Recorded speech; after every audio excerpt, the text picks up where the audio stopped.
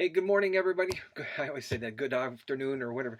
If you're reading in the morning, good morning. I'm getting bored with saying good morning, so I'm going to try to say good morning in a different language every day. So today's language is Norwegian, and that's good morgen, good morgen. So, good morgen. I have to start with that since my Norwegian heritage. Hope everybody's doing okay. Let's get into the texts for this week. Yesterday, hey, you read 10 days. You're a quarter of a way done out of the 40 days. That's awesome if you're keeping up with us. So yesterday's reading, I picked out Psalms 27:1. The Lord is my light and my salvation. Whom shall I fear? The Lord is the stronghold of my life. Of whom shall I be afraid? Isn't that a great text? That's a great verse to remember. That our confidence comes from God. We don't have to fear anything with God on our side. All right, Psalms 28, 29, and 30 this week or today. Psalms 28 is a prayer of deliverance from a deadly enemy that's coming and attacking, and they're anti-God, and they're coming after the person. And so he's writing in response, please deliver us from this terrible peril that's coming our way.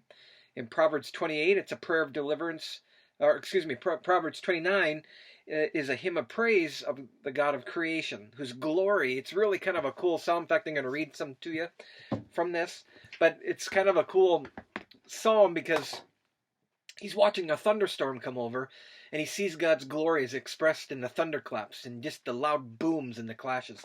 Just listen to the language that he uses here. It's really kind of cool. So this is Psalms 29, 3 through 9. He says the voice, and he calls the thunder the voice of the Lord. So the voice of the Lord is over the waters. You can see that storm coming. The God of glory thunders. The Lord thunders out of the mighty waters. Have you ever been on a lake when it's thundered and it just seems to echo and carry? It's powerful. The voice of the Lord is powerful, and the voice of the Lord is majestic. The voice of the Lord breaks the cedar. Sometimes it sounds like it's actually breaking tree limbs. It hits so hard. But breaks the pieces of. It says he makes Lebanon leap like a calf, Syrian like a young wild ox. So that boom, and then it surprises you. And the calf. I grew up on a farm, and I can see the calf running away because they're scared, kicking their legs up behind them. So I can visualize that. It says the voice of the Lord strikes with flashes of lightning. The voice of the Lord shakes the desert. The Lord shakes the desert of Kadesh. And the voice of the Lord twists the oaks and strips the forest bare. And in his temple all cry glory. Isn't that awesome? So when you watch a thunderstorm, they'll be coming here. April showers bring May thunderstorms. Listen for the glory of God expressed in that. And sometimes we get some really good boomers that shake everything, and it reminds us of how powerful it is. So I really like that psalm. I think that's a pretty cool psalm. And then Psalms 30 is a song of praise for being delivered from some kind of illness. We don't know what it is. David wrote these. Maybe he was sick. Obviously he was sick because it's a prayer from deliverance from some kind of illness. So anyway, some really good psalms. Just again, seeking out God. You can feel the emotion. That's what I love about the psalms. You get the emotion of it. All right, in our New Testament reading, Luke 21.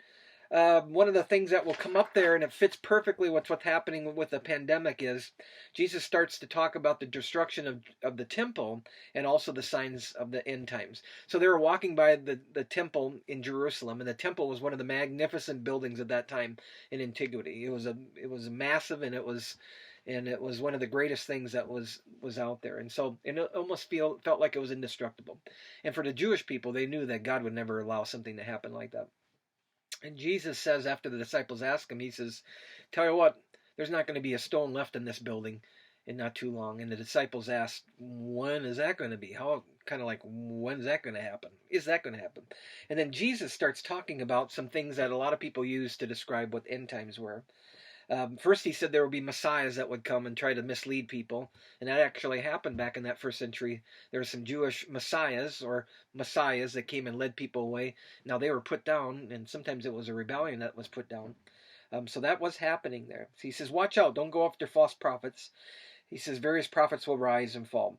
You're going to hear of wars and uprisings. He says, don't be afraid of that. These things must happen. These are kind of normal things that happen in life. Nations will rise against nation, kingdom against kingdom. There will be great earthquakes and famines and pestilence. That's why there's a lot of some fire brimstone preachers that are talking about the pestilence sent by God to humble us, and maybe so, that this is all what that's all about. But people get nervous in these times. It really drives people back to going to church, because they realize that maybe the end is here. Now, this has happened for thousands of years. Every time there's a pandemic, every time there's a war. And I'm going to say the good part about that is that it drives people back to God. And I think that's why God allows that to happen, because it humbles us. But he's talking about this is going to be happening here in this area. And before all this, then, this stuff just kind of takes place. Then there's going to be great persecution brought out by rulers. Family will betray families. But he says, stand firm. He says, stand firm, and if you do that, you will win at life. And then when you see Jerusalem surrounded, he says, he told the Jewish people, run to the hills. That's where your safety will be. And then the armies will come in and be trampled. Jerusalem will be trampled by Gentiles. And then he says until then, so they'll come and destroy it. And then there's going to be a time of the Gentiles. And then he kind of moves to when the Messiah, or excuse me, when the Son of God would come back. And a lot of times when you see these predictions or these prophecies, it says talking about something that's within their time period, but then there's also kind of a spot where it shoots forward to in the future when Jesus was going to return. And he says there's going to be things happening with the sun and the moon and the stars. People will be anxious about what's happening around them, and then the Son of Man will come in a cloud with power and glory. So there's a present and a future sense to these prophecies. And he says, when these things take place, those that are righteous, stand firm, lift up your head, because your redemption is near. This is a positive thing. That means he's on his way to rescue us. And always be ready and watching. And he says, there's this generation that he was talking to is going to see some of these things happening. And they did. In 70 AD, the Romans destroyed the temple. In 70 AD, there was terrible. Everybody died in this terrible thing. All the inhabitants of Jerusalem died in the war, either by famine, disease, burning, Jewish factional fighting, or fighting the Romans, or they were enslaved in the year 70. And then after that, there was another destruction in 135, and then it was totally destroyed. And then they built Jerusalem as a pagan city. And from that time period, it's been the time of the Gentiles. And they hadn't rebuilt that city until just the 1940s when they moved back into Jerusalem. That's what made that such a big deal. All right, so that's kind of some background on that. Luke 22 now, we're getting in to the week that Jesus is betrayed and his trial.